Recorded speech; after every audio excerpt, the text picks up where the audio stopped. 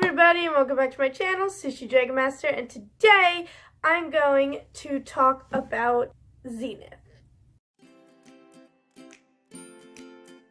So, I had said that I wasn't going to do wrap-ups, I was going to do like a series of mini-reviews, but this kind of needs its own video because I had a lot I wanted to say that was spoilery, and then I realized that if I do mini reviews I can't really talk about spoilers that much because then it's several books in one video, and I'm still trying to figure out how to do that, which is why I haven't done it yet. So I'm gonna talk about this, and I did have notes. I didn't like take notes while I was reading. I literally just like after I finished it in the middle of the night. I didn't finish it in the middle of the night, but I did this part in the middle of the night. I wrote down notes for this review discussion thing so that I can stay on topic, but now I can't read them very well. So let's hope this works out. So I am going to talk about non-spoiler things first and then spoiler things later, and I'll let you know when that's going to happen so that if you haven't read it yet, you can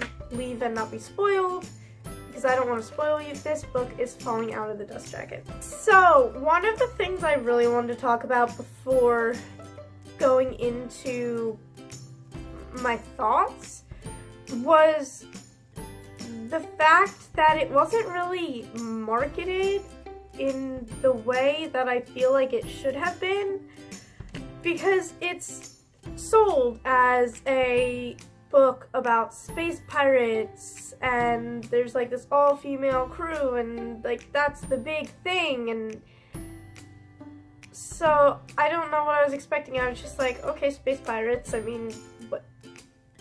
I wasn't sure how that was a plot, but it sounded exciting. But I feel like even though there are space pirates and it is an all-female crew, and like that's very true, they probably should have sold the plot a little more than they did. And the plot is basically, there is this guy, okay? And he's a general. And his son has been kidnapped. And he wants this all-female crew to go find his son and bring his son back. So I don't understand why it couldn't have been like advertised as that, because that's what it is. So I'm going to quickly go over my thoughts on this book without spoiling it and without going too in depth in the plot. So this book is not as bad as a lot of people have been saying. I mean, unless you are one of those people, then to you it is. This is just my thoughts. So in my opinion, it wasn't as bad as everybody had been saying. But I'm also going to say that this book was not the best. It was very obviously a first book somebody wrote.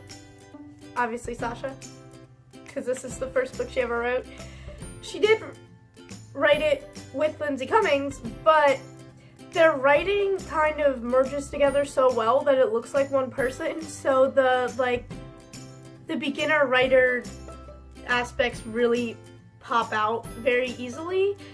And there's nothing wrong with that. If you're new to something, of course, the first thing you do isn't going to be as good as the last thing you do. Because I've read what the little piece that Sasha wrote in Because You Love to Hate Me, and I really, really loved it, and it was really great. But she wrote that after this. So, you know, I do know that she is improving, which is nice. Improvement is a good thing. And this book is really fun.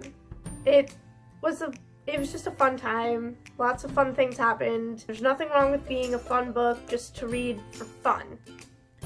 Those books can exist. One last thing I'm gonna say before I get into spoilers is that this book does drag a lot because the pacing of the story is not very even. It's like slow beginning, and then all of a sudden all this action happens, and then out of nowhere it's just like drops and then action happens again. Like, it doesn't flow. I don't know why I'm doing this. So now I'm going to put the book somewhere else that is not my hands so that I can talk about spoilers. So if you have not read this book and don't want to be spoiled, then you can leave this video for now and come back later when you read the book, or if you haven't read the book but you just want spoilers anyway, then feel free to stay, but stay at your own risk. So, I split this up by talking about things I didn't like before the things I did like, just like I said I was going to do in my mini review announcement thing. I don't know what to call that video. But anyway, the negatives. I'm going to refer to this as the incident. I think a lot of you might know what I mean by the incident, but basically, the main character, Andy, had something traumatic happen in her past, you know, like every young adult character ever. I don't think you're allowed to be a character, a main character anyway, in a young adult book if you don't have a tragic backstory. Moving on though. So basically, how this was set up was that she had murdered her friend, I guess, is kind of what I was understanding out of this. Callie, I believe her friend's name was. And then it turned out that she didn't murder anybody, really. It was literally just her and her friend got in this little spaceship thing, she's driving it, something happens, she crashes it, and then her friend dies in the crash. So, that's not murder. That is basically a car accident. I think there was like a major overreaction from the whole planet she lived on. I don't think that it should have been that big of a deal. I don't think any of this should have happened. It was really frustrating me a lot, if you couldn't tell by the fact that I keep talking about it. But ultimately, I almost feel like maybe that's why she just became the way she was at the beginning of the book. Like, maybe it was just something in her head was like, oh, well, I guess if they want to think I'm a murderer, but I don't know. I'm sorry that the lighting is not great. I'm using the sun, and the sun is kind of letting me down right now, so. Another thing I wasn't a fan of was the amount of perspectives that this book had. It probably should have just been Andy and Dex, which, by the way, I love Dex. He is amazing. But everybody who was not Andy or Dex kind of seemed like one person. Like, it didn't seem like it was, here's Andy's perspective, here's Dex's perspective, here's Valen, here's Lyra. It's just like, here's Andy, here's Dex, and here's other. Because they all just sounded the same to me. And the last negative I have is probably the last negative I have. This is the last one that I wrote down, and I can't think of anything else. So, I feel like this book could have been maybe 200, 300 pages shorter. It could have been not that long. It didn't have to be that long. That didn't need to happen. But if that's how long they want to make it, that's how long they want to make it. On to the positives. I did really like Andy and Dex, but then towards the end, a little less, but not as much with Dex than Andy. Like, Andy towards the end, I just was like, just Dex. I just want Dex now. This book should have been about Dex. Just saying. He was more interesting, in my opinion. And another thing that I found to be very positive was that I actually did not see that ending coming. So when we were getting Nora's perspective and, was it Claren or Claren? I don't know how to say this name. But, like, when I'm trying to piece together the past through them, I thought that it was going to come out to something where, okay, this whole time I thought the general was cheating on his wife, but turns out he wasn't.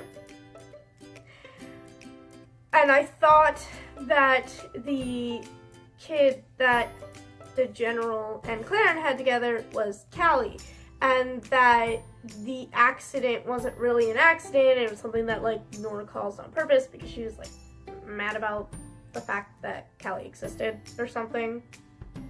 That's what I thought. But now that I'm saying that out loud, that really doesn't make as much sense to me. And then it turned out that General was not cheating on his wife. This person was around before, or was he cheating on his wife? Now I want to know. I literally don't know. Maybe he. I'm gonna hope that he wasn't. I'm gonna think of him as a good person for 5 minutes, because that's all I can give him. I did not think that Valen was the kid from this possible cheating incident.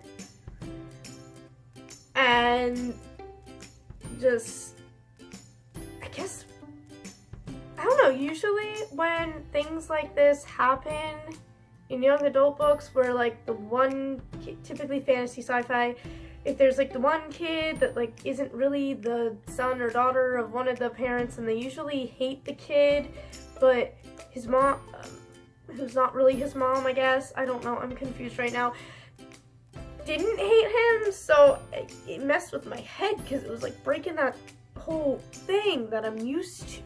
Like, Valen was evil this whole time, and I didn't see that coming at all.